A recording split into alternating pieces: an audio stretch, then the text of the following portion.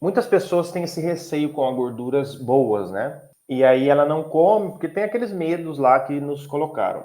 Mas isso é um erro, porque que não falei, essas gorduras vai ajudar você a ficar sem fome. Gorduras boas, né? O abacate, o coco, o óleo de coco, a própria banha, a carne mais gorda, vai ajudar você a ficar mais saciada, menos fome. Vai ajudar você a ter mais imunidade, ter vitamina D, absorção da vitamina D. E vai dar uma direção para o seu corpo, vai mostrar para o seu corpo que as gorduras são boas. E com isso, quando você fica sem jejuar, sem comer, seu corpo que já está acostumado a usar as gorduras que você está comendo, vai atrás de mais gorduras. Agora, se você não come nada de gordura e você fica sem comer, você passa mal, porque aquela outra alimentação, ela te leva a comer de 3 em 3, ou de 2, ou de 4 em 4 horas. E por isso você não consegue ficar mais um período maior sem comer. Um erro que as pessoas cometem, achar que o jejum é só para emagrecer, que é só... Gente,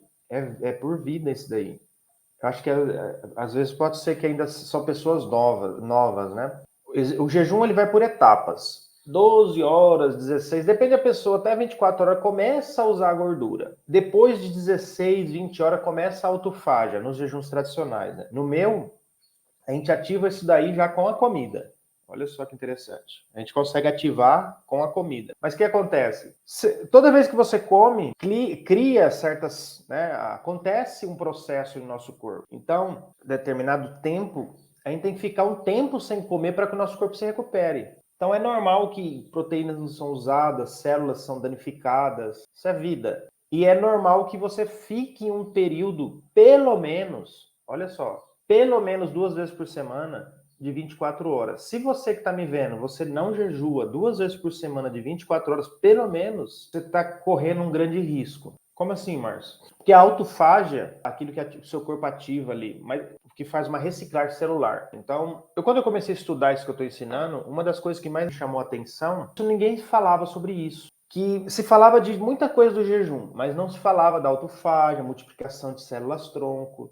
Então, essa autofágia, dependendo da pessoa, pode demorar até 24 horas para começar. Ou 20 horas. Então, imagina, se você faz 24 horas de jejum, você tem uma grande chance de passar pelo menos umas 3, 4 horas em autofágia. Então, não está escrito na pedra que a autofágia se inicia em 16 horas. Não, cada pessoa é uma história, depende da sua alimentação. Então, tem pessoas que só vai iniciar na autofágia depois de 20 horas, 24 horas. E se você não jejua pelo menos 2 vezes por semana, você não passa por essa autofágia 2 vezes por semana. As suas células estão sendo danificadas, porque é algo natural da vida. Então, é necessário que você tivesse uma constante prática de jejum. Se você pratica exercício, tudo isso, melhor ainda em jejum. Então, o jejum, ele não é uma prática só para emagrecer. Ele é uma prática de reciclagem. Você imagina se o mundo não tivesse reciclagem? Ia chegar uma hora, a gente estava entupido de lixo. Então, a gente entendemos a função e o bom que é a reciclagem para nós, né?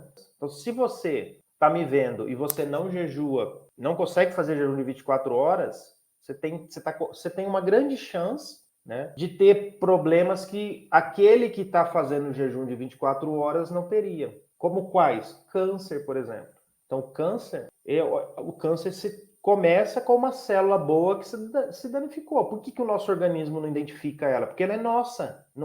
Ela não é como um vírus que entra. Não, ela é lá de dentro. Então, ela está crescendo lá dentro e o nosso corpo acha que ela é uma célula nossa. Normal. Só que é uma célula cancerígena. E por isso que muitas vezes, quando vai se dar conta, já está lá na frente.